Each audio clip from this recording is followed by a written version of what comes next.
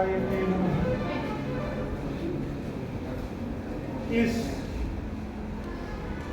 महान सभा में उपस्थित इस विद्यालय के माननीय प्राचार्य महोदय श्री अरविंद व्यास जी, विद्यालय की हिंदी अध्यापिका श्रीमती वनिता मैडम महापात्र जी,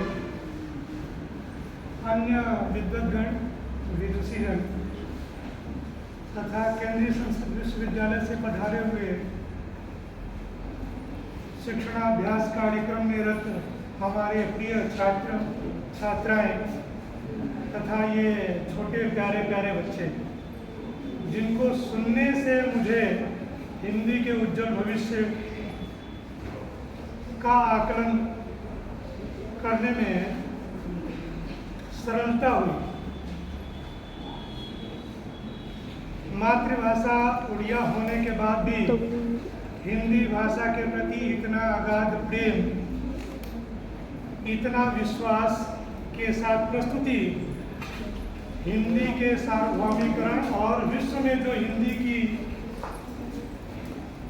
प्रसिद्धि अपेक्षित है वहां तक पहुंचने में अवश्य हम सफल होंगे, ऐसा उम्मीद करते हैं।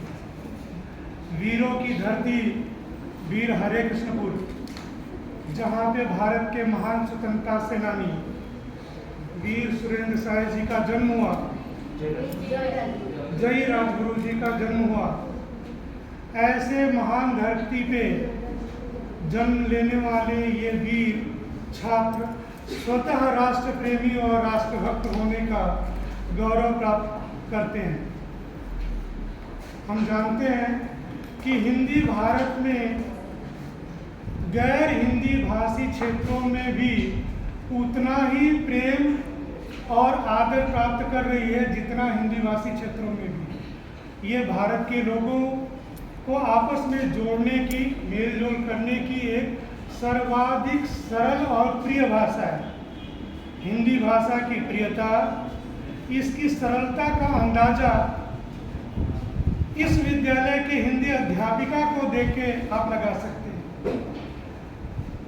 जिस विद्यालय की हिंदी अध्यापिका इतना सरल, सुगम और मधुर भाषा के साथ हिंदी बोलती हो, उस विद्यालय में हिंदी भाषा का प्रसार प्रचार और उसके प्रति सम्मान बालकों में होगा, ये मैं विश्वास के साथ कह सकता हूँ।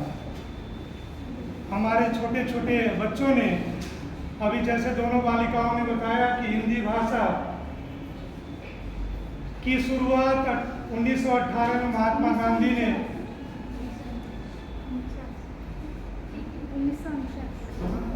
मैं भी थोड़ा सा बोल देता हूँ।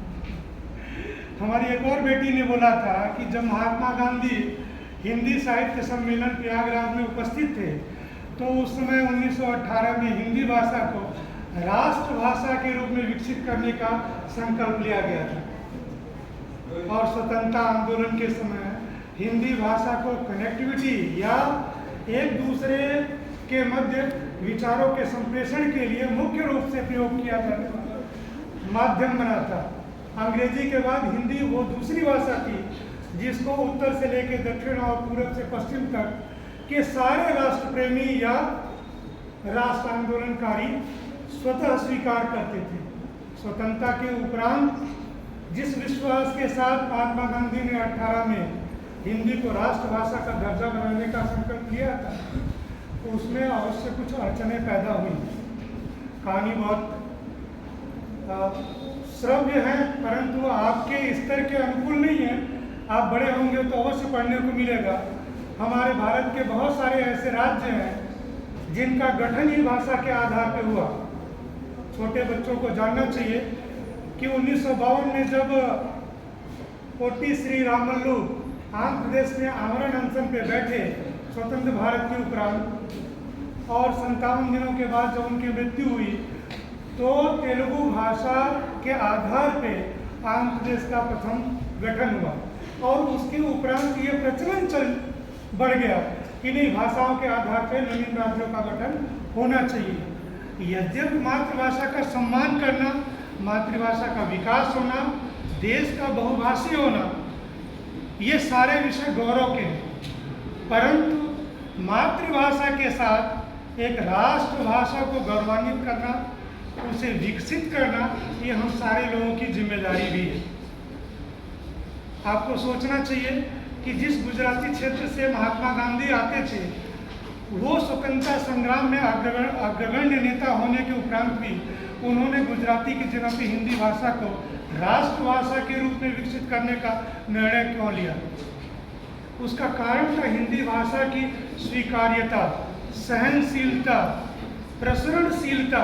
हिंदी भाषा एक ऐसी भाषा है जिसमें आप कुछ भी बोलिए वो स्वीकार्य है। आप देखते हैं कि उड़िया के साथ भी हिंदी बोला जाने लगा है, इंग्लिश भाषा के साथ भी आसानी से हिंदी बोला जाता है। अभी कुछ दिन पहले ही देश में G20 का एक सम्मेलन संपन्न हुआ, जिसमें अमेरिका की एक स्पोक्सपर्सन मैक्लॉयड ने बड़े अच्छे से हिंदी में अपने देश का पक्ष रखा, जिससे पूरा देश अभिभूत हुआ और ऐसा लगा कि अब हिंदी की सीमाएं मात्र भारत तक ही नहीं है, अभी तो दुनिया के क्षेत्रों में हिंदी तेजी से आगे बढ़ रहा है।